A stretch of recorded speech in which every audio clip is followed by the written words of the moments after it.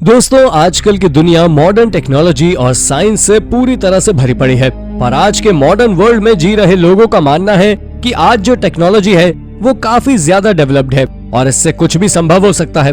पर अगर आप भी ऐसा सोचने वाले लोगों में से एक हैं, तो आप पूरी तरह से गलत हैं। जी हाँ, क्योंकि आपको बता दें कि आज की मॉडर्न टेक्नोलॉजी एंशिएंट टेक्नोलॉजी से कई गुना पीछे है। इसे सुनने के बाद आपके मन में ख्याल आ रहा होगा कि आखिर कैसे।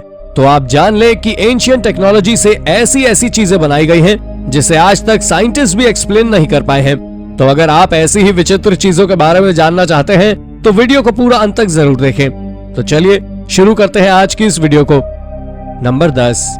दोस्तों, ईरान न केवल सुंदर और बड़ी बड़ी इमारतों के लिए प्रसिद्ध है, बल्कि ईरान पुरानी या कहे तो प्राचीन इमारतों के लिए भी प्रसिद्ध है। आपको बता दें कि ईरान में अली कपू नाम का एक पुराना किला है जिसे पर्शियन एम्पायर के समय में बनाया गया था। इसे सफाविद एरा के पहली 16वीं में बनाया गया था। यह किला शाह अब्बास फर्स्ट के द्वारा बनाया गया था। पर आपको बता दें कि इस किले में एक अद्भुत और यादगार कमरा मौजूद है जो म्यूजिक हॉल के अंदर में आता है। ऐसा कहा जाता है कि इस कमरे में राजा पार्टी के दौरान आए हुए लग्जूरियस लोगों को एंटरटेन किया करते थे। इस महल का ये कमरा कुछ इस तरीके से बना है जैसे कि आप इस वीडियो में देख सकते हैं। ये काम किसी जीनियस वर्कर के बस का ही है जिसने डबल दीवार बनाई है, वो भी कई अलग अलग कर्विंग्स के साथ। इसके अलावा ये क्वाड्रोफोनिक साउंड सिस्टम भी क्रिएट करता है, यानी कि यदि आप इस रूम के बीच में खड़े होकर क्लैपिंग करते हैं तो आपको इसका कोई भी एको नहीं सुनाई देगा, जिसके चलते आपको सामने वाले की आवाज बहुत साफ सुनाई देगी। ये एक अद्भुत कला है और एंशिएंट टेक्नोलॉजी का शानदार मिश्रण है। नंबर 9। दोस्तों, चाहे वो कोई भी युग रहा हो, हमेशा लोगों ने यही सोचा है कि भगवान आसमान में रहते हैं। तो ये बिल्कुल सत्य है और इसका जीता जागता उदाहरण है ये इथियोपिया के ईस्ट टाइगर में बना एबुना यमाडगु है। इसे चर्च इन द स्काई के नाम से भी जाना जाता है। इस जगह पर पहुंचने के लिए आपको सैंडस्टोन पर क्लाइंब कर जाना पड़ता है। ये जमीन से करीब 650 फुट की ऊंचाई पर है। आपको जानकर आश्चर्य होगा कि चर्च इन द स्काई पर बहुत कम और अच्छे खासे पुजारी ही ट्रैवल कर पाते हैं। इस जगह पर चढ़ना किसी मौत के मुंह में जाने से कम नहीं है और अगर आप ऐसा करते हैं तो आप ऐसे पहले इंसान नहीं होंगे जो मौत के मुंह में जाएंगे, बल्कि इससे पहले भी बहुत से इस जगह पर गिरकर मर चुके हैं। इस 650 फीट ऊंचे मंदिर में कला और संस्कृति से जुड़ी हुई देखने को मिल जाएगी। नंबर 8। दोस्तों, पेरू में फोर्ट्रेस ऑफ सैक्सा-ह्यूमन एक बहुत ही शानदार जगह है और यहाँ आपको एंशिएंट टेक्नोलॉजी का चमत्कार देखने को मिलेगा। ये जगह बाकी सभी जगहों में सबसे ज्यादा अलग और अनूठी है। पर अब जो मैं आपको बताने वाला हूँ उसे सुनने के बाद आप पूरी तरह भौचक्के होने वाले हैं। तो आपको बता दें कि फोर्ट्रेस पर जिस तरीके के पत्थर लगे हुए हैं वो ऐसे प्रतीत होते हैं जैसे इन्हें लेजर टेक्नोलॉजी के द्वारा काटा गया हो।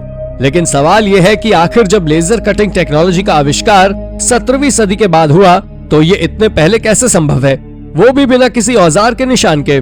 दरअसल आप जान लें कि एंशिएंट इजिप्शियंस के पास कई ऐसी मशीनें थी जिसके चलते ये पत्थर को गर्म को कर पिघला और काट देते थे। इसलिए इन पत्थरों पर किसी भी औजार का कोई निशान नहीं है। पर आखिर वो ऐसी कौन सी मशीनें थीं जिससे उन्होंने इतने बड़े बड़े चट्टानों को पिघलाकर इतने सुंदर आकार में बदल दिया? इस बात को जानने के लिए आज लगभग सभी साइंटिस्ट परेशान हैं। इन पत्थरों के ऊपर की गई कार्विंग बहुत ज्यादा यूनिक है। नंबर 7। ये बात तो शायद आप में से कई लोगों को पता होगी कि रोमन के लोगों ने आज से करीब 1600 साल पहले ब्रिटिश इसलेस को छोड़ दिया था, लेकिन इनका रहन सहन वहां से अभी तक नहीं गया। इन्होंने वहां के लोगों को बिल्डिंग्स बनाने का तरीका भी सिखाया है। दुनिया की पहली करेंसी का निर्माण भी रोमन साम्राज्य ने ही किया। इसके साथ ही कई अन्य चीजें भी उनकी ही ब्रिटिश में आज भी एग्जिस्ट करती है। और साथ ही जो आज आप लोग पानी के पाइप में टैप का इस्तेमाल करते हैं, ये कोई हमारे द्वारा की गई खोज नहीं है, बल्कि इससे रोमन अपने शासन की शुरुआत से इन वाटर टैप्स का इस्तेमाल करते आ रहा है। आप इस इमेज को देखिए जो कि एक वाटर टैप की है और ये इटली के एकेडेमिया म्यूजियम में रखा हुआ है। लेकिन ब्रिटेन में इस तरह के वाटर टैप अनगिनत जगहों पर लगे हैं, जो कि एक बहुत अजीब बात है। ये करीब 2100 साल पुराने हैं। नंबर 6। दोस्तों, मेक्सिको में लोग आमतौर पर चिनाम्पास का उपयोग करते हैं। जिन्हें नहीं पता उन्हें बता दें कि चिनाम्पास तैरते हुए गार्डन को कहते हैं। इसे जरूरत के समय पर उपयोग में लिया जाता है। आपको बता दें कि एज़टेक एम्पायर ने 15वीं सदी में करीब 6 लाख लोगों को इसके लिए बुलाया था। बहुत से हिस्टोरियन का मानना है कि चिनाम्पा एग्रीकल्चर मेसो अमेरिका में डेवलप हुई थी, वो भी एज़टेक के आने के करीब 100 साल पहले। ये मेथड विशाल कैनाल्स में लागू होती है। ये देखने में लेक बेड की तरह नजर आता है। और ये डिस्कवरी जितनी ज्यादा पुरानी है उससे कई गुना ज्यादा उपयोगी भी। नंबर 5, ये बात आज से करीब 5000 साल पहले की है, जब एंशिएंट कल्चर को ट्रोपिलियंस कहते हैं और लोग यूक्रेन के वर्टिब्रा केव्स में रहते थे। अब आप सोच रहे होंगे कि आखिर ये कैसे पता, तो आपको जानकारी दे दें कि असल में पहली बार इनके प्रेजेंस का पता आज से करीब 200 साल पहले एक आर्कियोलॉजिस्ट के द्वारा बताया गया था। पर अगर देखा जाए तो पता चलता है कि ट्रोपिलियन इन केव्स में आते जाते थे, ना कि यहाँ महीनों तक रुकते थे। पर हाल ही में हुई रिसर्च इस बात को भी गलत साबित करती है, क्योंकि उस खोज में उन्हें वहाँ से एक स्टोव मिला जिसकी वर्किंग प्रोसेस एकदम नई तरीके के स्टोव जैसी है। लेकिन अंत में फिर वही सवाल आता है कि आखिर ये कैसे संभव है। तो आप जान लीजिए कि ये आज तक एक मिस्ट्री बनी हुई है। नंबर 4, दोस्तों चलिए एक बार फिर बात आती है एंशिएंट रोमन्स की, और अब सवाल आता है कि आखिर रोमन्स अपनी बियर को ठंडा कैसे रखते थे, वो भी बिना किसी रेफ्रिजरेटर के। तो इसका जवाब साल 2018 में स्विस आर्कियोलॉजिस्ट द्वारा पूरे 1 महीने की स्टडी के बाद दिया गया। उनका कहना था कि ये बियर को 16 फीट गहरे गड्ढे के निचले हिस्से में बर्फ को मदद लेकर बियर को ठंडा रखते थे। वो उस गड्ढे को न केवल बियर ठंडी रखने के लिए बल्कि किसी भी चीज को ठंडा रखने के लिए उपयोग करते थे, और ये गड्ढे किस प्रिंसिपल पर काम करते थे इसका अंदाजा किसी को नहीं है, चाहे वो आर्कियोलॉजिस्ट हो या फिर साइंटिस्ट।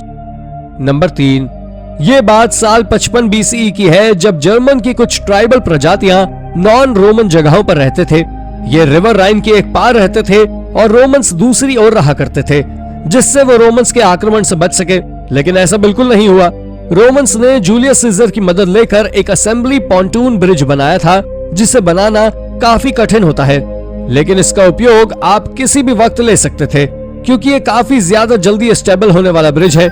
इन्होंने इसी ब्रिज के चलते उन ट्राइबल प्रजातियों पर हमला कर दिया और वो युद्ध जीत लिया। उनके इस युद्ध को जीतने का दूसरे का कारण ट्राइबल्स का अनप्रिपेयर्ड होना था। नंबर 2, दोस्तों डाजू रॉक कार्विंग एंशिएंट टेक्नोलॉजी के सबसे बड़े उदाहरण में से एक है। ये चीन में स्थित है। यहाँ पर बहुत पुरानी मूर्तियाँ और याद रखने के लायक कलेक्शन मौजूद है। इस जगह पर हजारों की तादाद में फुल्ली डिटेल्ड स्टोन कार्विंग्स मौजूद हैं, जिनमें से ज्यादातर नेचर से जुड़ी हुई हैं, और इसके साथ ही आपको बुद्धिज्म, ताओइज्म और कॉन्फुकियानिज्म की डिटेल्ड स्टोन कार्विंग्स भी देखने को मिल जाएगी। ये कार्विंग्स ऐसी है कि शायद ही ये दुनिया में कहीं और मौजूद है, यानी कि ये सिर्फ एकमात्र एंशिएंट टेक्नोलॉजी की कला का प्रदर्शन है जो किसी धर्म से जुड़ा हुआ है।